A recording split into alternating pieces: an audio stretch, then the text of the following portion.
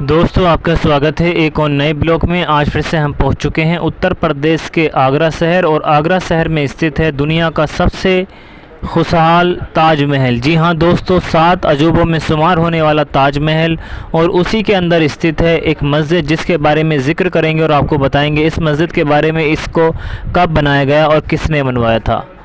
दोस्तों, अगर यहाँ पर आप आना चाहते हैं तो आपको आना पड़ेगा उत्तर प्रदेश के आगरा शहर, और आगरा शहर के अंदर स्थित है ताजमहल। ताजमहल की जो परिसर की टिकट है वो है 50 रुपये फॉर इंडियंस।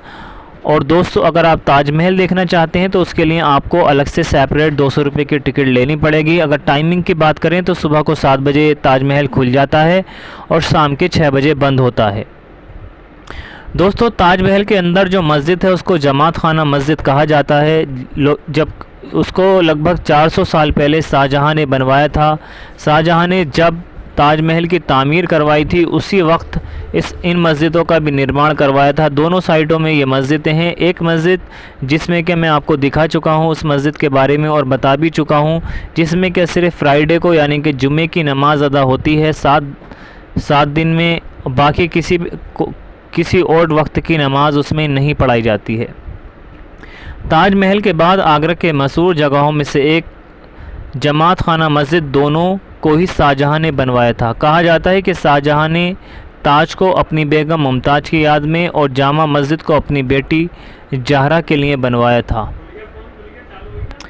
जमात खाना मस्जिद लाल पत्थर से बनी और इसे संगमरमर से बनाया गया। ताजमहल के बाद आगरा में यह भी एक देखने लायक स्थल है। ऐसा कहा जाता है कि इस मस्जिद में एक साथ 10,000 लोग नमाज पढ़ सकते थे, और जब तक जामा मस्जिद में नमाज अदा करते रहेंगे तब तक जहरा की रूह में क़यामत तक 70 गुना सवाब मिलता रहेगा।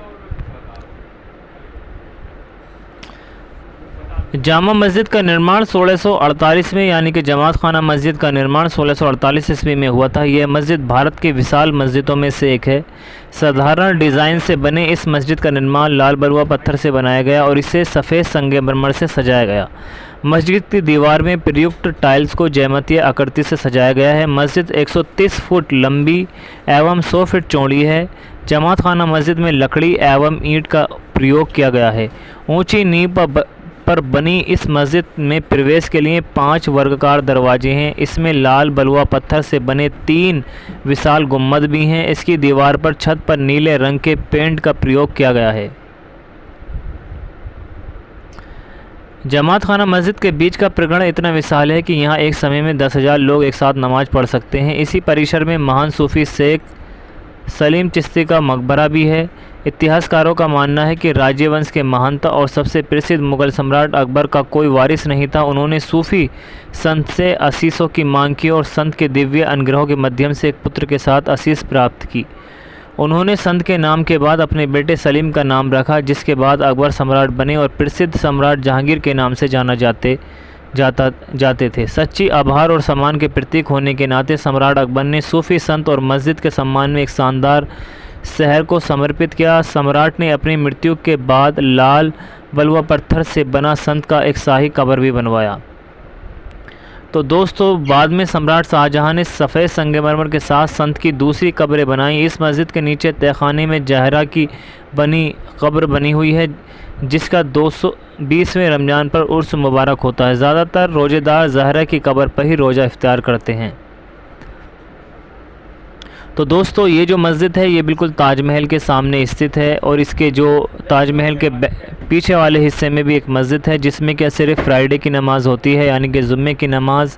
ये काफ़ी बड़ी मस्जिद है दोस्तों। अगर यहाँ पर आप बिल्कुल आएँ, जब भी ताजमहल आएँ तो इस मस्जिद को देखें। अभिलेखों में इसके अंदर कलाम पाक की आयतें, सूरतें और रुकू लिखे गए हैं। बहुत ही ज़बरदस्त ये मस्जिद मानी जाती है।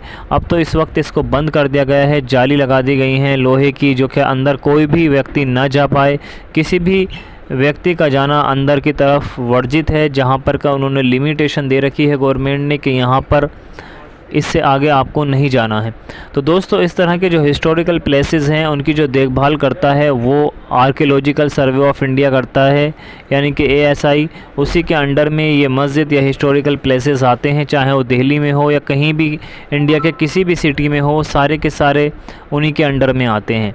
तो दोस्तों इस तरह की बहुत सारी मस्जिदें हैं, बहुत सारी मस्जिदें हम आपको अपने ब्लॉग में दिखा भी चुके हैं और भी दिखाते रहते हैं। दोस्तों जिस तरह से हम मेहनत करते हैं चैनल के साथ और आपको एक से एक अच्छा हिस्टोरिकल प्लेसेस आपको दिखाते हैं, मूवमेंट्स दिखाते हैं, उसी तरह से दोस्तों आप भी वीडियो को लाइक करते रहें और चैनल को सब्सक्राइब करें। बिल्कुल भी कंजूसी ना करें चैनल सब्सक्राइब करने में, और इस तरह की वीडियो आगे भी आपको दिखाते रहेंगे। अल्लाह हमारी इन मस्जिदों को आबाद कर दे और इनमें पंजगा नमाज होने लगे, ये बहुत अच्छी चीज़ होगी हमारे लिए। तो दोस्तों बहुत ही आलीशान खूबसूरत मस्जिद है ये। मस्जिदें तो सभी खूबसूरत होती हैं, लेकिन अपने वक्त की ये 400 साल से ऐसी ही खड़ी हुई मस्जिद है। कहा जाता है कि इसके अंदर आज भी जिन नमाज पढ़ते हैं और जिनों की आवाज़ें आती हैं। अब ये सच है या झूठ है इसका फ़ैसला तो हम नहीं कर सकते, लेकिन ऐसा माना जाता है कि यहाँ पर जिन नमाज अदा करते हैं। Thank you for watching my YouTube video.